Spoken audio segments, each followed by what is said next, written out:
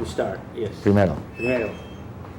Nombre y sitio. He speaks very well English. Ok, ¿en qué lenguaje quieres? Inglés. Inglés. ¿Y tú hablas conmigo en inglés también? Yes, Ok. of course. Your name and where you were born and your first influences that drew you into flamenco. Okay. What was the passion that really first illuminated your soul? Well, first, to this direction. I was a soloist at the Metropolitan Opera and Ballet. And I was destined, my whole life was meant to be a ballet dancer. That was the direction I was going in. And I also worked with Martha Graham, and she offered me a scholarship to her school. That was the golden age of Juilliard, when they had all these great teachers. But then a gypsy company came to New York City with Jose Greco. I saw all these gypsies dancing. I'd never seen Spanish dancing before. And it just struck a chord. So I went backstage and I spoke to the gypsy. I had a little Spanish from my studies in school. And I asked him where he's from. He said, Sevilla. And very impulsively, I said, if I came to Sevilla, would you teach me? He said, sure, sure. And he just thought I was just some kid, never see me again. I said, well, can you give me your address and give me your telephone? He did. And 6 months later, I knocked on his door with my suitcase. I said, well, here I am. And he couldn't believe it. But being he promised me, he kept me in his house. Of course, I paid him. And I ate with his family, his grandmother and his children, and I'd watch him dance and I'd learn, and he would teach me. And then eventually I got into a very big company. I didn't know too much about Spanish, but I did all right for a while. So that was how I started, just by seeing flamenco dance in New York on some stage.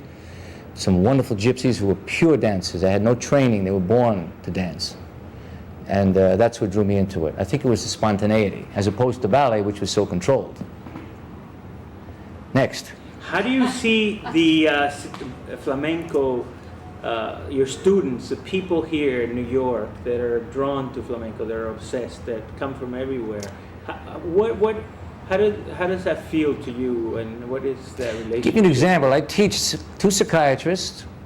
I teach 1 medical doctor. I teach a couple of school teachers. People from different professions. A lot of their work is very cerebral. This is an emotional release. One of my pupils is a person very alone, not have much of a life, and when she comes here, it's like she becomes another person. So the dance serves many purposes. It's like a lover. It fulfills a certain passion, an emotional release. So in a way, it's a sublimated form in one's life. And also it's vicarious pleasure. You can live a very romantic life through dance. And flamenco is extremely passionate. It's the only dance form I think of, because ballet I think of as being ethereal, modern is very cerebral, jazz is very pleasurable and funny, it's not serious. But flamenco is serious, it speaks about death, the song speaks about death. It's also a lot of laughter, it has a lot of black humor, it has a lot of variety. And I think people are drawn to it for many reasons, but mainly because of the passion. It's a very emotional art form. So I would just say that. And they're all from different walks of life, all different parts of life. And a lot of them will never be dancers, but they love the dance itself. Okay? How would you describe a duende in flamenco? I use the analogy of the black dancer or the black blues musician. The sound quality that comes out of his trumpet or whatever instrument he plays has to do with his history, his own personal suffering, and the gypsies the same. The gypsies and many people who are non-gypsies have it too. It's a quality that expresses the entirety of one's soul in art. That's how I could describe it. Duende is a power, a passion that conveys to people the human condition, something about life, about our suffering, about our joy, about everything. But it has to be something profound and free, not self-conscious. It has to come spontaneously. And even people who have the duende don't always have it. Because of human nature, we lose it sometimes because of changes in our lives, pressures. But it's there in some people, and when you see it, it sometimes sparks something in yourself. So that's duende to me. It's a center of the soul. how do you see the future of flamenco here in New York? What's happening now? I mean, is there a turning point? It's is there a evolving change now, because the dance in Spain has evolved to the point now where they've done Medea, the Greek tragedy in flamenco, at the Metropolitan Opera in New York about 7 years ago. This was an extraordinary change to show that flamenco is not some kind of folk dance where someone wears a polka dot sweater, a polka dot blouse, and gets up on a table and starts dancing, that it can convey very deep subjects in a dance form that was heretofore considered folk, which it's not. It's something more profound than that.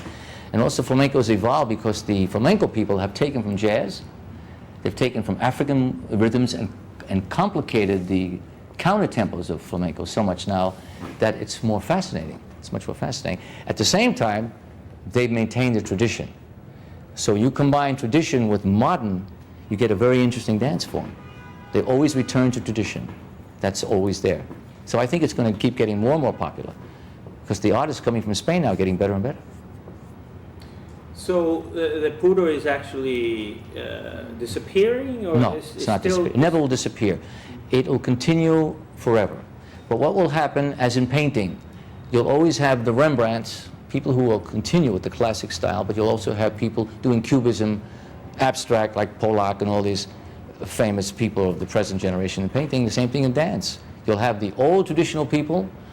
My teacher, for example, who never studied in his life, is an old gypsy whose father was killed during the Civil War, whose son was raised with a lot of money because his father became famous, who has a motorcycle, you know, and he goes to discotheques and so on, and he does more modern Spanish. But his father will maintain the tradition, and he'll pass it on to his grandson, etc.